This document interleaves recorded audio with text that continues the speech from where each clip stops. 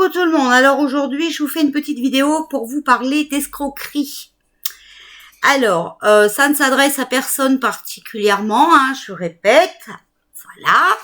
On a le droit d'aider les gens à leur faire comprendre hein, quand ils sont escroqués, voilà, et la façon où ils ont le droit de se défendre, d'accord ? Maintenant, je ne cite pas de nom et je n'accuse personne. Alors, l'escroquerie est le fait d'obtenir un bien, un service ou de l'argent par une tromperie. Par exemple, faux nom, manœuvre frauduleuse, l'intention de tromper la victime est un élément essentiel. Il existe de multiples codes d'escroquerie, parmi lesquels les escroqueries sur Internet. La victime peut et doit déposer plainte. Les peines sont aggravées si celles-ci se répètent et si elles sont commises en borne organisée. Des peines complémentaires peuvent s'ajouter aux peines principales. Il y a escroquerie lorsqu'une personne se fait remettre un bien, de l'argent ou se fait fournir un service en trompant sa victime. L'auteur des faits exploite la victime en dissimulant la réalité. La victime donne son bien ou son argent volontairement car elle a été trompée sur les intentions et mensonges de l'auteur, d'accord ?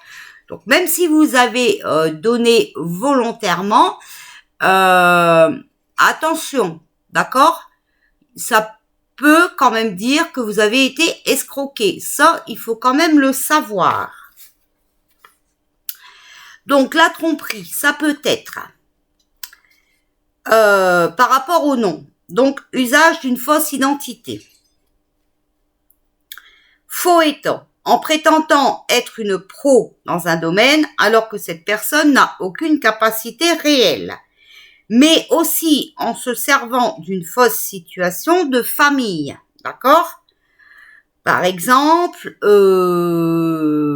dire qu'on est veuf alors que l'époux est encore là, d'accord ? Dire qu'on est malade alors que tout va bien, enfin il y a plein de situations, d'accord ? Donc ça, faut vraiment le savoir. L'abus de confiance. Donc, là, c'est attaché à certaines professions ou à certaines fonctions, d'accord ? On vous invente une profession, on vous invente une fonction dans la vie, alors que pas du tout. Ça peut être aussi de faux documents. Donc, de fausses factures, hein, par exemple. Des fausses ressources, d'accord ? Ça peut être aussi quand on change son numéro de SIRET sur les factures, d'accord ? Un numéro de SIRET, c'est un numéro de SIRET, on ne change pas les numéros. Soyons-nous bien d'accord. L'escroquerie peut prendre des formes multiples, allant de la simple tromperie à de véritables manipulations pour escroquer la victime, d'accord ? Donc souvent, un escroc, hein, il est vraiment manipulateur. Ça, il faut le savoir. L'exemple d'une simple escroquerie, qui est déjà grave, hein, voilà. Par exemple, quelqu'un qui vous vend des faux billets de concert. Quelqu'un qui vous envoie du matériel qui ne correspond pas à la commande, comme par exemple ceux qui vendent des vêtements contrefaits, d'accord ? Comme si c'était des produits de marque de luxe. Bon, ça déjà, c'est une escroquerie, même si elle est simple. Il peut s'agir aussi d'une véritable manœuvre frauduleuse, avec parfois une mise en scène et l'intervention de tiers, comme inventer un vol de portable alors qu'il est perdu, pour se faire rembourser ou pour avoir des indemnisations par l'assurance. Présenter de fausses fiches de paie pour obtenir du chômage ou autre chose, hein. Présenter de fausses ressources pour obtenir un crédit ou d'autres choses, hein, voilà, hein, bon. Organiser des prétendus concours ou loteries. Et aussi des faux témoignages pour accusations diverses. Il y a l'escroquerie par Internet qui permet de toucher plus de monde, bien entendu, un plus grand nombre de personnes.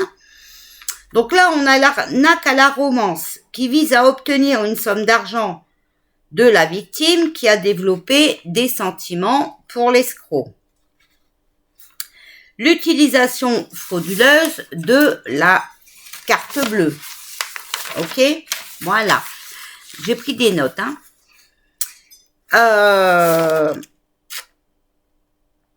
Ça peut être aussi des services qu'on vous propose sur Internet et que vous ne recevez jamais rien. D'accord? C'est divers, hein. Bon. Il y a une différence entre le vol et l'abus de confiance. L'escroquerie est différent du vol. Il n'y a pas de remise volontaire lors d'un vol. L'escroquerie est différente aussi de l'abus de confiance. Dans une escroquerie, la transaction est frauduleuse dès le début. Dans un abus de confiance, l'auteur des faits a reçu légalement le bien ou l'argent et l'a détourné ensuite. D'accord? Donc, l'escroquerie, c'est quand on abuse de vous, de votre gentillesse, voilà. D'accord? Et que c'est cela depuis un bon moment. Ok? L'abus de confiance, ben, c'est quelqu'un qui vous ment, hein, qui vous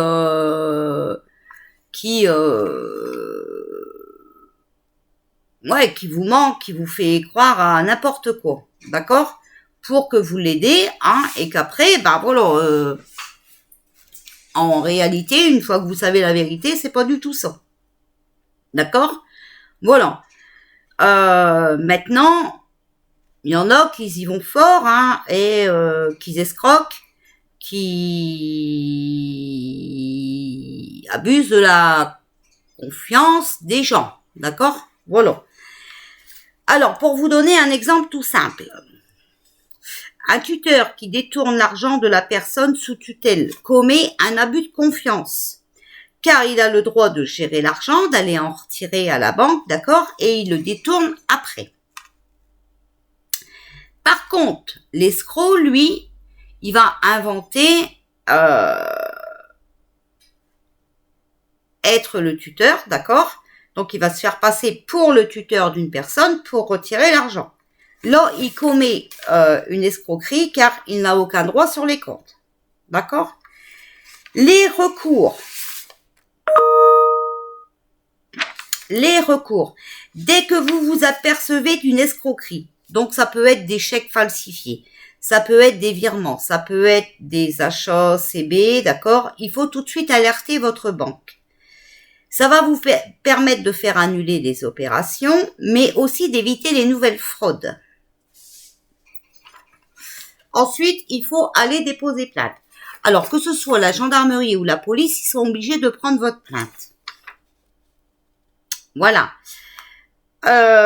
Sachez, et ça c'est très très important, il faut que vous le sachiez, d'accord, que vous avez 6 ans pour déposer plainte à partir du jour où le bien a été remis à l'escroc ou à partir du dernier versement s'il y a eu plusieurs versements, d'accord, s'il y a eu plusieurs remises d'argent, d'accord.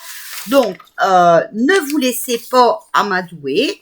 Ne vous laissez pas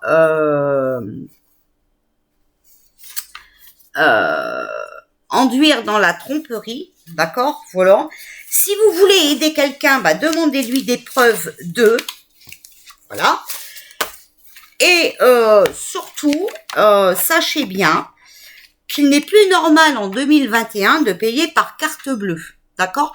Vous n'avez en aucun cas, et ça c'est marqué sur vos papiers de banque, en aucun cas vous devez fournir vos numéros de carte bleue, d'accord. Pour les commerçants, il existe plein d'autres façons de se faire régler leurs ventes, leurs prestations. Voilà. Il existe PayPal, il existe les versements sur les comptes, il existe des sites sécurisés pour qu'ils puissent se faire payer. En aucun cas vous devez donner, vérifier sur vos papiers de vente, je me répète, mais je vous le redis, cela évitera les arnaques à venir. En aucun cas vous devez donner vos numéros de carte bancaire. Ok? Ni la date d'expiration, ni le cryptogramme qui est derrière. Jamais de la vie, c'est des numéros personnels, ça vous appartient. D'accord? C'est comme si vous prêtez votre carte d'identité à quelqu'un. Non, c'est pas légal. Ce n'est pas légal. Je répète, d'accord? Voilà.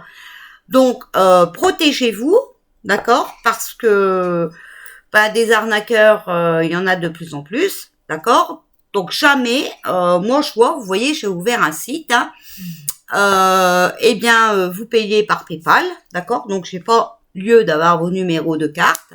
Vous me payez par chèque, voilà, je peux pas trafiquer. Et pour mes ventes, je suis tout à fait légale. C'est un site internet qui me prélève un pourcentage sur les ventes que je fais, d'accord? Donc quand vous venez acheter sur ma boutique, sachez que Coneo, qui gère ma boutique, me prend des frais tous les mois, un certain pourcentage selon mon taux de vente, voilà. Et qu'en plus, il me fournit tous les mois le récapitulatif de mes ventes pour les impôts. D'accord? Comme ça, au moins, vous n'avez pas besoin d'enduire personne en erreur puisque tout est fait par rapport à ce site. Voilà. Et que je suis dans la légalité, que je ne peux trafiquer personne puisque je ne demande pas ces numéros de carte bleue. Voilà. Et si tout le monde faisait comme ça, il y aurait moins d'arnaques. Il existe plein de choses maintenant où vous pouvez payer en toute sécurité et vous protéger. D'accord? Voilà. Mais même si vous vous êtes fait piéger, vous avez bien entendu que vous avez quand même 6 ans pour faire appel. D'accord? Donc, ne vous laissez pas faire. Il y a des lois en France. Et je pense que parfois, il faut vraiment les mettre à exécution, ces lois. D'accord? Voilà. Comme ça, les manipulateurs et les escrocs auront moins de pouvoir et un jour, peut-être que cela s'arrêtera. Voilà. Pour ceux à qui les vidéos comme ça ne plaisent pas, vous n'êtes pas obligé de commenter votre haine sur ma chaîne. Voilà. Vous n'avez juste qu'à passer votre chemin. Je vous souhaite une très bonne journée et je vous dis peut-être à tout à l'heure. Bisous!